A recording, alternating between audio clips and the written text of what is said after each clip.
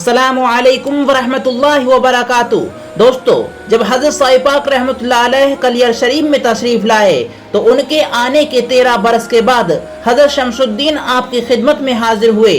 आपकी तशरीफ लाने के कुछ अरसे बाद हजरत बाबा फरीद का विसाल हो गया। जब हजरत साहिब पाक को उसका इल्म हुआ तो आपको बहुत सदमा हुआ और फरमाया कि मेरे मुर्शिद को फना और बका दोनों मकाम हासिल हैं। इस पर हजरत शमसुद्दीन ने दरियाफ्त किया कि फना और बका से क्या मुराद है, तो हजरत ने फरमाया कि वक्त आने पर मैं तुम्हें भी बता दूंगा।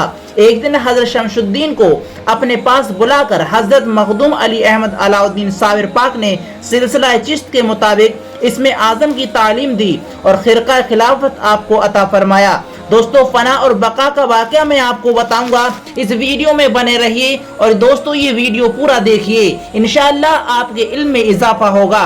और इसे आप ज्यादा से ज्यादा शेयर करें और इस वीडियो को लाइक जरूर करें और चैनल पर पहली बार आए हैं तो दोस्तों इसे सब्सक्राइब जरूर कर लें।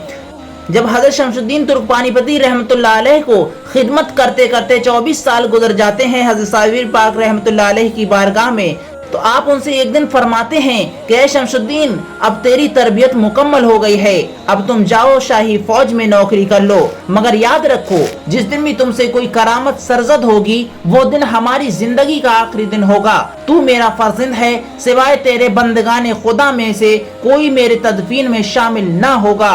फौरन आकर मुर्शिद की तदफीन करना, उसके बाद इस सरजमीन पर न ठहरना बल्कि पानीपत चले जाना। ये सुनकर हजरत ख्वाजा शमसुद्दीन ने अर्ज किया कि हुजूर को गुस्ल दिया जाएगा। इस पर हजरत ने फरमाया हाँ। इस पर शमसुद्दीन ने अर्ज किया जबकि बंदगाने खुदा में से कोई ना होगा तो मैं तन्हा कैसे गुस्ल दे पाऊंगा। इस पर आपने फरमाया इरादा कर लेना, गुस्ल हो जाएगा और जिस चीज का तुझको जरूरत होगी उसका ख्याल अपने दिमाग में लाते रहना, खुद ब खुद तेरी जरूरत पूरी होती रहेगी। फिर हजरत शमसुद्दीन ने पूछा कि हुजूर का कफन कहाँ से आएगा, तो फरमाया कि तू मुहैया करेगा लेकिन खुशबू फरिश्ते अपने साथ लाएंगे। आखिर में हजरत शमसुद्दीन ने अर्ज किया कि मुर्शिद पानीपत में तो हजरत बू अली शाह कलंदर पहले ही से मौजूद हैं। उसके जवाब में हजरत ने फरमाया कि उनका वक्त आखिरी आ गया है और जब तुम वहां पहुंचोगे तो वो वहां से चले जाएंगे।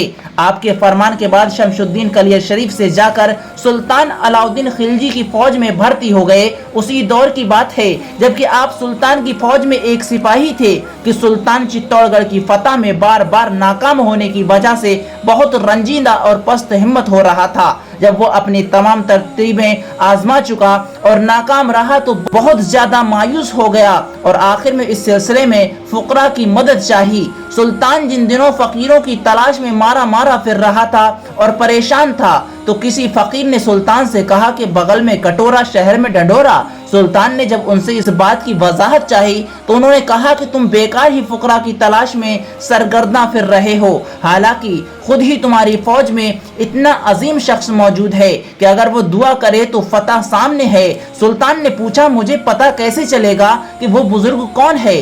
फकीर बोले कि उन बुजुर्ग की अलामत ये है कि आज रात में जोर की हवा चलेगी तो तमाम सिपाहियों के चिराग गुल हो जाएंगे, पूरे लश्कर में सिर्फ एक ही चिराग रोशन रहेगा और वो चिराग उन्हीं बुजुर्ग का होगा। सुल्तान ये बात सुनकर बहुत खुश हुआ और निहायत ही बेचैनी के आलम में रात होने का इंतजार करने लगा। खुदा खुदा करके रात आई और आहिस्ता आहिस्ता हवा चलनी शुरू हो गई।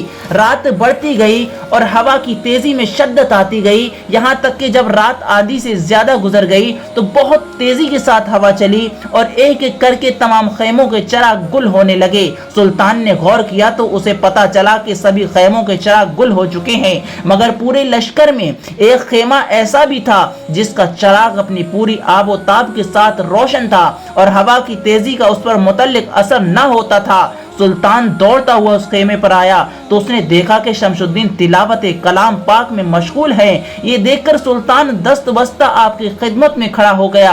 जब शेख शमसुद्दीन तिलावत कलाम पाक से फारिग हुए और सुल्तान को अपनी खिदमत में दस्त बस्ता खड़े हुए पाया तो समझ गए आज छुपना मुश्किल है। चुनांचे वो कलाम पाक को लपेट कर खड़े हो गए और सुल्तान से पूछा कि सुल्तान ने उस वक्त क्यों तकलीफ फरमाई। सुल्तान ने उसी तरह दस्त बस्ता अर्ज किया कि हुजूर मेरी खता خطا معاف ہو، مجھے دراصل آپ کی بزرگی اور قدر و منزلت کا پتہ نہ تھا۔ حضور سے گزارش ہے کہ دعا فرمائیں تاکہ قلعہ جلد از جلد فتح ہو جائے، کیونکہ میں اپنی تمام ترکیبیں آزما کر عاجز آ چکا ہوں، اس کی فتح سے قریب قریب مایوس ہو چکا ہوں۔ حضرت شمس الدین نے حسب معمول انکساری کا مظاہرہ کیا اور فرمایا کہ میں تو آپ کا ایک معمولی سا نوکر ہوں، میں بھلا اس قابل کہاں، کسی نے شاید آپ کو غلط اطلاع دی ہے۔ مگر سلطان نے کہا کہ حضور میں پہلے ہی بہت شرمندہ ہوں اور غلطی پر نادم ہوں، مجھے معاف فرمائیے، مگر قلعہ کی فتح کے لیے تو حضور کی دعا کرنی ہی پڑے گی۔ جب سلطان کو اس قدر خوش آمد کرتے دیکھا تو وہ سوچ میں پڑ گئے اور کافی دیر سوچنے کے بعد فرمایا کہ میری کچھ شرطیں ہیں، آپ وہ مان لیں تو میں دعا کروں گا۔ سلطان تو قلعہ کی فتح کے لیے بے تاب ہو ہی رہا تھا۔ اس نے کہا کہ آپ حکم فرمائیں، میں ہر شرط ماننے کے لیے تیار ہوں۔ انہوں نے فرمایا کہ سب سے پہلے تو آپ میرا استعفیٰ منظور کریں اور میری تنخواہ مجھے دے دیں، میں یہاں سے روانہ ہو کر تقریباً 3 کوس کے فاصلے پر جا کر دعا کروں گا، آپ قلعہ پر حملہ کر دیں، اللہ نے چاہا تو قلعہ ضرور فتح ہو جائے گا۔ سلطان نے اسی وقت ان کی تمام باتیں مان لیں، استعفیٰ منظور کیا، تنخواہ دے دی اور نہایت ادب و احترام کے ساتھ رخصت کیا۔ انہوں نے وہاں سے تقریباً 3 کوس کے فاصلے پر پہنچ کر دعا فرمائی اور چتوڑ گڑھ کا قلعہ فتح ہو گیا۔ حضرت شمس الدین نے فوراً سمجھ لیا کہ آج پیر طریقت حضرت مخدوم صابر پاک کا وصال ہو گیا ہے، چونکہ آپ کو ان کے وصال کا یقین ہو گیا تھا، اس لیے آپ فوراً کلیر شریف کے لیے روانہ ہو گئے۔ راستے میں آپ کو ٹھوکر لگی، آپ گر کر بے ہوش ہو گئے۔ جب ہوش میں آئے تو آپ نے دیکھا کہ آپ کلیر شریف میں موجود ہیں۔ حضرت صابر پاک کی تجہیز و تکفین کس طرح ہوتی ہے دوستو، جاننے کے لیے ویڈیو میں بنے رہیے۔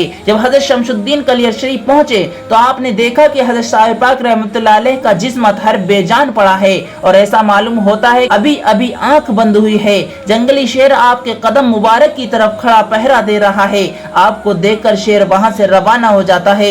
حضرت شمس الدین نے اپنے پیر و مرشد کو غسل دینے کا ارادہ کیا تو غسل شریف ہو گیا، غسل کے بعد کفن پہنانے کا ارادہ کیا تو تکفین خود بخود ہو گئی۔ جب جنازہ اطہر تدفین کے لیے تیار ہو گیا تو حضرت شمس الدین کو نماز جنازہ کی فکر ہوئی تو کیا دیکھتے ہیں کہ ایک شخص نقاب پوش بزرگ گھوڑے پر سوار تشریف لاتے ہیں اور حضرت صابر پاک کی نماز جنازہ کی امامت کرتے ہیں، اور سلام کے بعد حضرت شمس الدین کیا دیکھتے ہیں کہ اپنے دائیں بائیں نماز جنازہ میں لمبی لمبی قطاریں شریک ہیں، جن میں فرشتے، عارفین اور شہداء اور رجال الغیب شامل ہیں۔ بعد فراغت نماز جنازہ نقاب پوش اپنے گھوڑے پر سوار ہونے لگے تو حضرت شمس الدین نے گھوڑے کے پاس جا کر اس کی باگ پکڑ لی اور نقاب پوش سے سوال کیا کہ اگر کوئی مجھ سے پوچھے گا کہ تیرے مرشد کی نماز جنازہ کس نے پڑھائی تو میں کیا جواب دوں گا؟ حضرت شمس الدین کے اصرار پر نقاب پوش نے اپنی نقاب اٹھائی تو حضرت شمس الدین نے دیکھا کہ خود حضرت صابر پاک ہیں۔ اس کے بعد حضرت صابر پاک نے اپنے جنازے کی طرف اشارہ کر کے فرمایا کہ وہ فنا ہے اور اپنی طرف اشارہ کر کے کہا کہ یہ بقا ہے۔ اس کے بعد آپ چلے گئے اور شمس الدین نے جسم اطہر کو قبر میں اتارنے کا ارادہ کیا تو جسم مبارک خود بخود قبر اطہر میں داخل ہو گیا اور اسرار طریقے سے مٹی پڑ کر قبر تیار ہو گئی۔ روایتوں سے پتہ چلتا ہے کہ حضرت شمس الدین کو آپ کے مزار مبارک کے پاس 3 روز سے زیادہ رہنے کی اجازت نہیں تھی، اس لیے آپ 3 دن تک رہ کر پانی پت روانہ ہو جاتے ہیں۔ حضرت بابا فرید گنج شکر فرماتے ہیں کہ میرے سینے کا علم شیخ نظام الدین بدایونی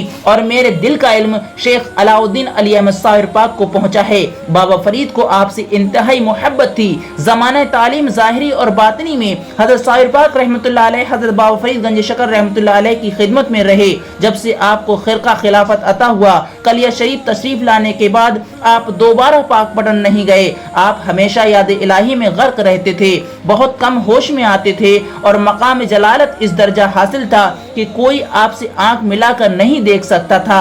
آپ سے جس قدر جلالی تصرفات ظہور میں آئے، خاندان چشتیہ میں اور کسی سے ظاہر نہیں ہوئے تھے۔